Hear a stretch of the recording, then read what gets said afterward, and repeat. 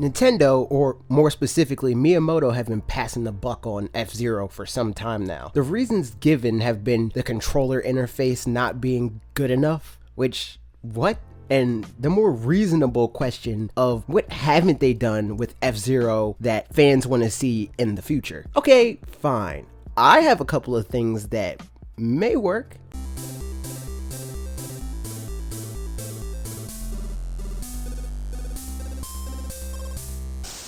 Off the bat, I want to address two things. First, I can see where Miyamoto was coming from. For him, I'm sure, F-Zero seems a bit redundant. They already have a high-selling racing franchise in Mario Kart, something with a very clear direction. Meanwhile, they aren't sure of where to take F-Zero, and in comparison, it doesn't sell very well. I disagree, but I do see where they're coming from. Just wanted to touch on that. Second, I'm personally not one for treating most things as sacred, especially things that have not proven to be a high-ranking performer in the past. And to clear up what that means, because this is always a thing in the comments on these sorts of videos, yes, F-Zero doesn't sell well on average when compared to other things they could be making instead. I'm not saying I dislike it because of that. I'm not saying it's bad. All I am saying is that they have a lot of room for improvement and no real things holding them back from making those improvements. So if you expected me to just say, well, Nintendo, it's simple, just do what you did last time, make it prettier, put it on Switch, you're going to be disappointed. What I think they should do is twofold. The first part will play well to the diehards, but first I gotta address one more thing. I appreciate F-Zero fans. In fact, we have a pretty loyal subscriber literally named F-Zero, and we like him a lot. So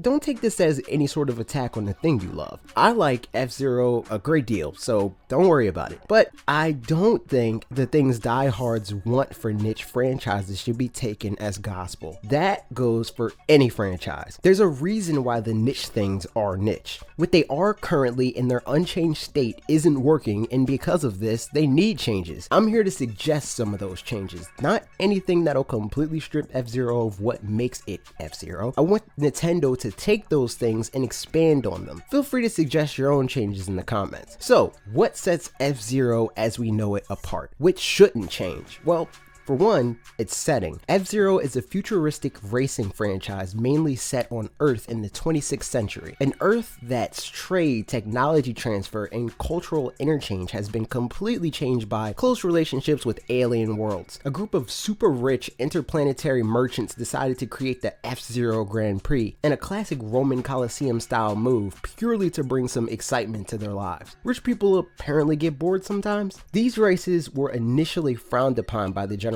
public because of their inherent danger, but eventually they got over it because futuristic NASCAR is too good for even rights activists to pass up on. Some games in the franchise follow this timeline, some have alternate timelines, but ultimately the core theme of futuristic NASCAR league funded by apathetic rich dudes holds true. So obviously we should keep that. But I do think a change could be beneficial here. Double down on it. Mario Kart has next to no plot. F-Zero's plot is there and is pretty well established and has potential to be interesting provided whatever team takes it over makes it more of a focus. Most people are completely unaware of even the plot details that I just told you. I'm sure many of you watching this video didn't even know the game had a plot to begin with. It's likely that most of your experience with F-Zero is tied to Smash Bros, and even that game isn't given much of an idea of what to do to celebrate the lore of F-Zero. That's saying something for a franchise that fleshed out Kid Icarus's plot, a game with only 2 entries to its name prior to Pit's introduction to the franchise. To be fair, F-Zero has made an effort in the more recent entries to establish lore, but it felt to me like a fighting game campaign. Sure, it's there and diehard fans of the series know it front to back, but it certainly isn't a major selling point of the game. I think F-Zero on Switch should have a strong enough focus on its story to warrant it being a major part of its ad campaigns. The next core tenet of F-Zero I want to talk about is tied to the plot and setting, but it goes a bit deeper than that. It ultimately determines how good the rest of that other stuff will even pay off. F-Zero is known to have a pretty colorful cast of characters, perhaps even more known than the type of game these characters originate from in the first place, again, because of Smash. The anime that aired on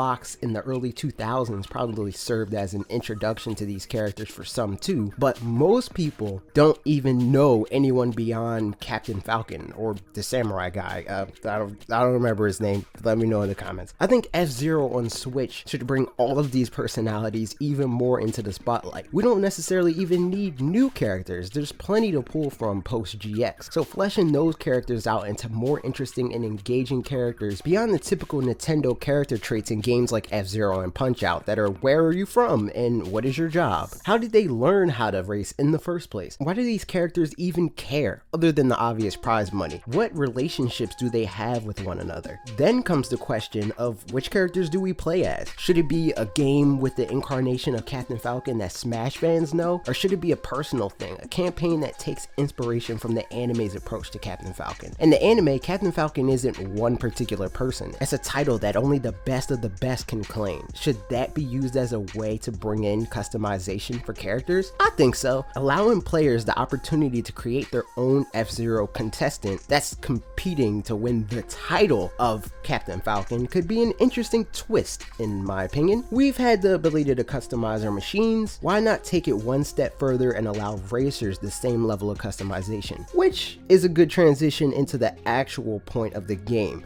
Racing. Obviously, the Switch game should maintain the high-octane, fast-paced racing that F-Zero is known for. That much is a given. However, I think Nintendo would want to introduce some sort of new mechanics to the game, so here are a few ideas. A big focus in F-Zero is the variety of machines, later the customizability of those machines, and now I think the functionality and status of those machines should become a major factor, or at least a bigger factor. The machines having a stat system that goes beyond the typical speed, acceleration, handling, etc. To do that, I think adding special slots of sorts for offense and defense would further set F-Zero apart from Mario Kart. Think of them as standing Mario Kart items with varying amounts of strength and effectiveness based on the kind of abilities and how many you have equipped. Maybe they should allow a maximum of 3, but each ability gets weaker the more abilities you choose to equip to your machine. In addition to that, the damage inflicted to your machine is currently a mechanic in the game, but it's limited to you crashed into too many things, you were destroyed, that's it. The damage system doesn't play into strategy in any way. It's just a punishment. Your tires being damaged should affect your handling. Your engine being damaged should affect your speed or acceleration. Things like that. And I know people don't like systems that make their life harder, but at the end of the day, payoff comes with challenge. I think those things can set F-Zero apart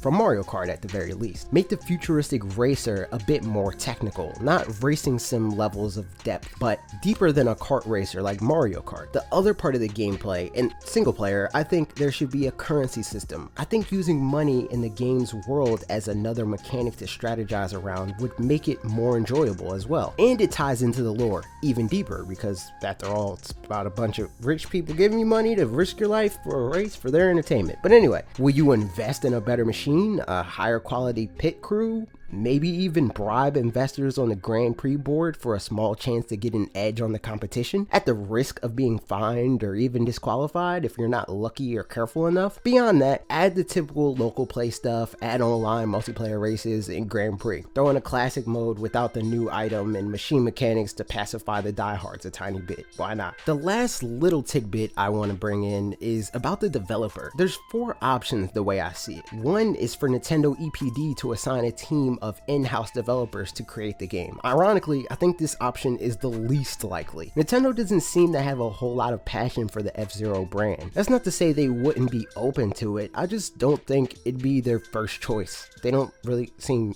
interested in it, to say the least. Another option would be to figure out a way to sell Criterion, the studio behind the Burnout games, and more importantly for Nintendo fans, the Wii U port of Need for Speed Most Wanted. There were rumblings of this potentially happening in the Wii U era, but the studio ultimately turned it down due to the fact that they'd never truly owned that game. They preferred to use their resources for games they would own. Even if Nintendo could somehow make this one worth their while, this is admittedly the worst option because that'd make F-Zero for Switch, at least in part, an EA game, and it's very clear in this day and age no one wants that. The third option is similar, being that it's from a third-party publisher, but I feel fans will embrace this a lot more. And that's to allow Shinin, the developers behind Fast Racing Neo and Fast RMX, to take on the project. They've offered their help in this arena for some time now, and they've basically been auditioning for this very role for the last couple years. Many would say they've made the best F-Zero game in years, and they are the only devs outside of Nintendo proper that can put their hardware to the absolute test. If we got the game from them, one thing's for sure, it would be true to the franchise, it would run great, and it would be gorgeous, just like their previous work. And finally, my personal favorite possibility, let Retro Studios